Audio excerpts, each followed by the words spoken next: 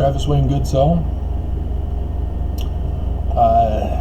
This video is about why Mormons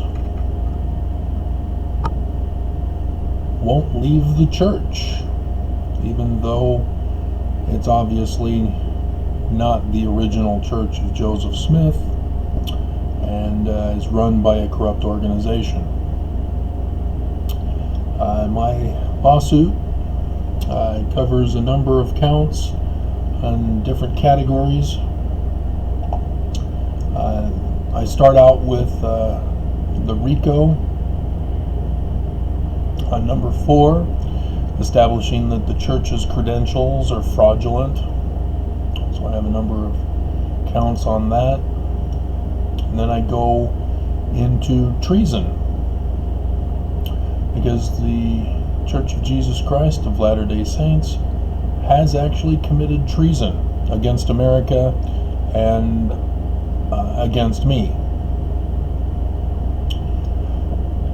Because this is a lawsuit, I have to demonstrate that the church has committed treason against me, not just America.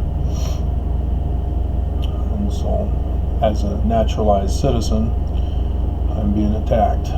And so then, I go into the next set of counts under war crimes, because it's been established that we're at war and the Church of Jesus Christ of Latter-day Saints is on the wrong side of history and attacking me and America. I then go over the list of war crimes committed against me. And if you're unfamiliar with the war crimes, they were outlined in the Geneva Convention. And so there's a whole list of them.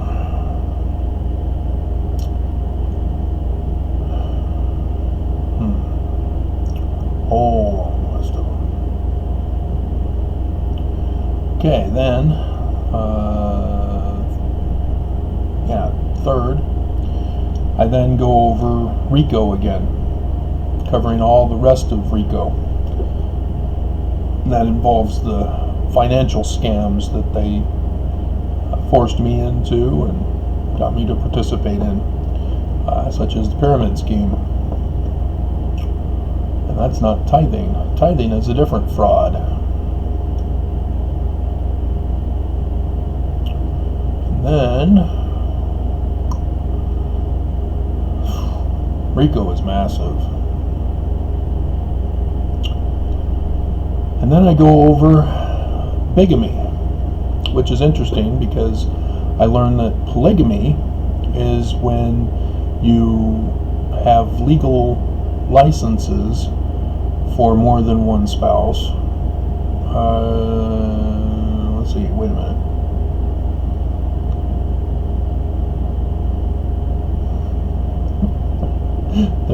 There is a difference, and it's not in the law code. It was somewhere else on the, but it's bigamy, and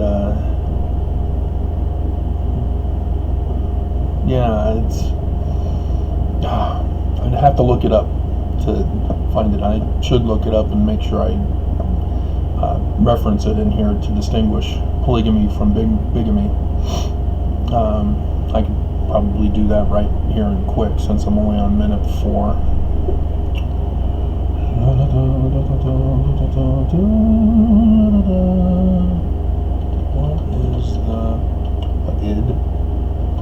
is the difference between bigamy and polygamy? Oh, come on. Okay. All right.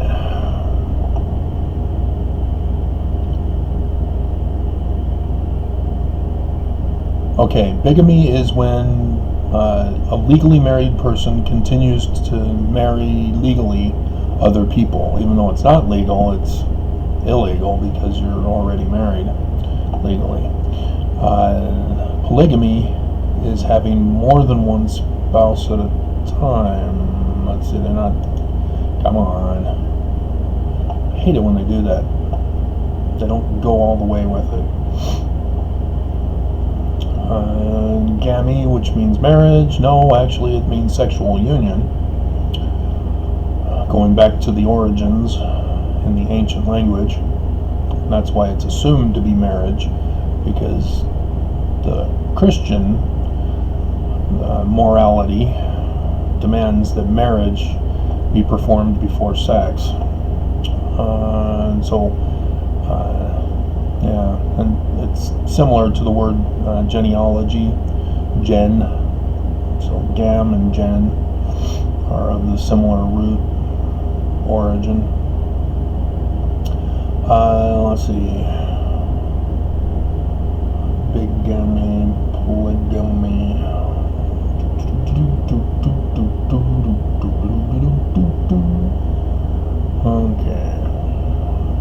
Okay, bigamy is a criminal offense used in court when a legally married individual marries a secondary or additional spouse after a prior legal marriage.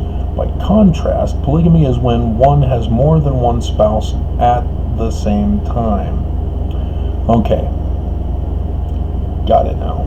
Polygamy is where you have legal marriage certificates with more than one person as you're living with all of them. Bigamy is where you go from one spouse to the other without getting a divorce from the first.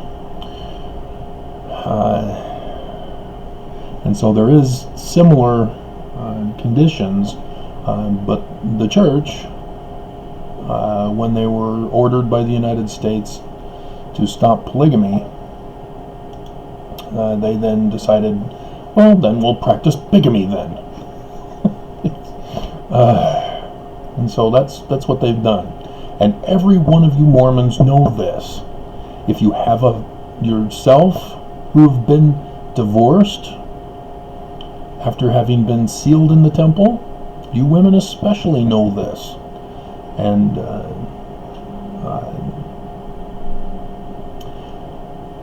it has to do with when you get married.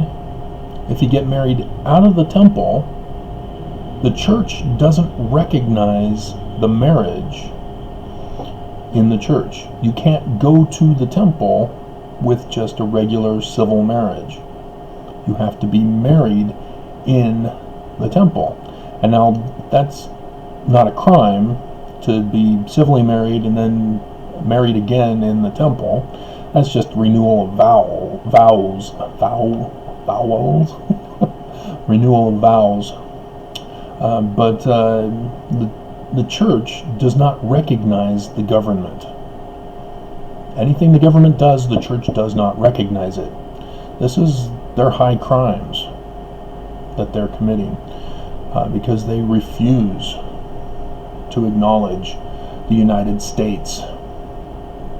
And despite an Article of Faith number 12, we believe in being subject to kings and all that stuff, and obeying, honoring, and sustaining the law.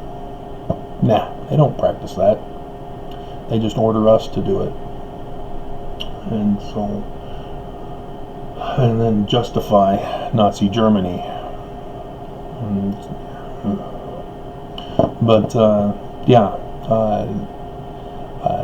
So, for example, myself and Stephanie got married at Rick's in Rexburg. And then when we moved to Canada for the free babies, they just give babies away up there. We got sealed in the Cardston, Alberta temple a year later, because Mormons all knew that if the church doesn't want to allow a marriage, or if there's some complications, the church members, Mormons, have a way of working around those, and the church automatically gives temple marriage approval a year after. Now Nelson has changed that, so apparently you can do any kind of thing that would deny you a temple marriage, and then be immediately approved. So I would be curious to know how many Mormons are trying to test that new law change in the church. But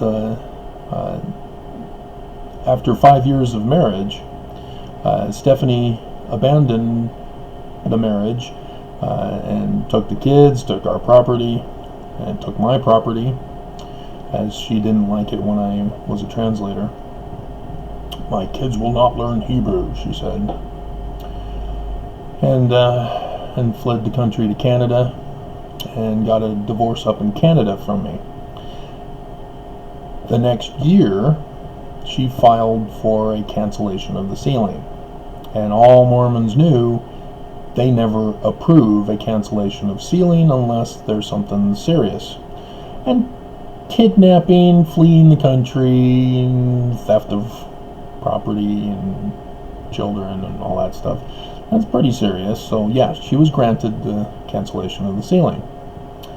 And so that's the difference, is that we were legally divorced, but we were still sealed in the eyes of the church. And so it wasn't until Stephanie canceled the sealing that we were completely separated. Now,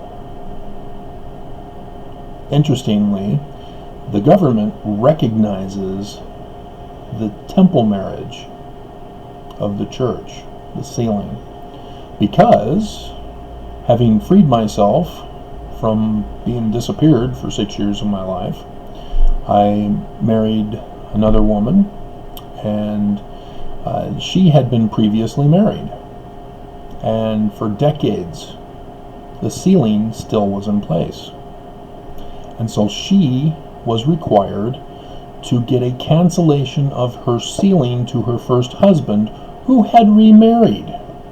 He was a practicing bigamist in the church.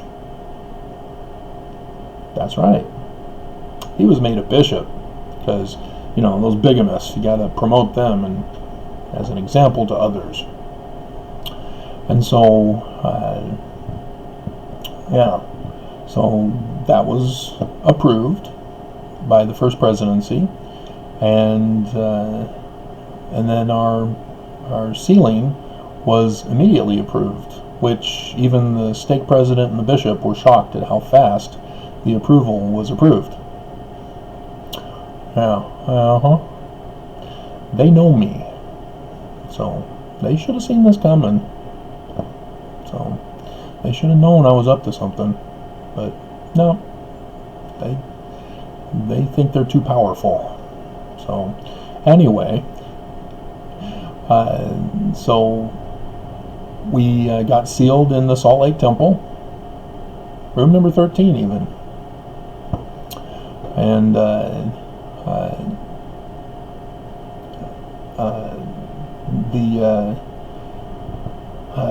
document was signed by the witnesses at the temple, with the recorder being the officiator. And then after we got sealed in the temple, we had to take the document to one of the civil centers to process it, and the government recognized the church's marriage sealing as an officially recognized marriage. So we were now marriaged with the document, which the church does not recognize the government's documents, but the government recognizes the church documents. And so then, a couple years after, Karen and I were sabotaged, and she was denied her drugs so that she would go crazy, and she went crazy, and she divorced me during that time of crisis in her life, as nobody would do anything to help. And that's part of what's going on. But she divorced me, and the government recognized that as an official divorce, and so our legal marriage is over. However, the marriage that the government recognized is still recognized by the church. We're still married in accordance with the church, because again, if she finds another guy and they get married or want to get married, she would have to go through the same exact process she went with me to get the sealing canceled.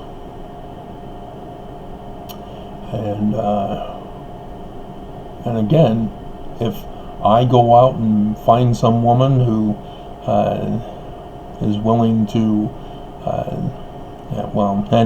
if I get married again,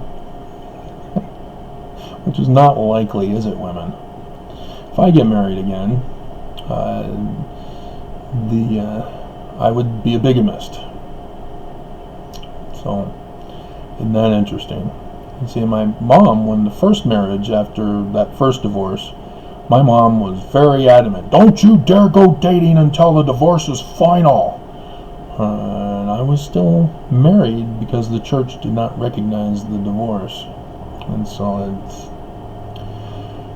my parents are also a part of it, as Mormons, as all of you Mormons are a part of it.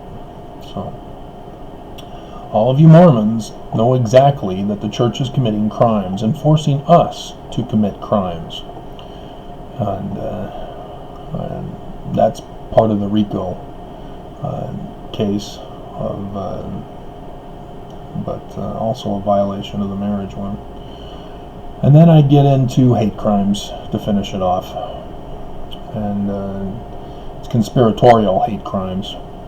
And that's why the lawsuit is under the Civil Code of, 1985 instead of 1983.